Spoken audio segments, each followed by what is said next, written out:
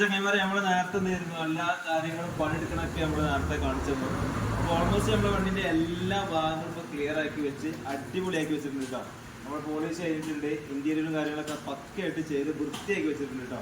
ടച്ചിങ്ങും കാര്യങ്ങളൊക്കെ ചെയ്ത് അത്യാവശ്യം കുഴപ്പമില്ലാത്ത നല്ല ക്ലീൻ ആക്കി വെച്ച വണ്ടിയാണ്. നമുക്കിന്ന് മുക്കം ഭാഗത്തേക്കാണ് ഡെലിവറി ചെയ്യേണ്ടത്. നമുക്കത് വണ്ടി കണ്ടോക്കാം അല്ലേ?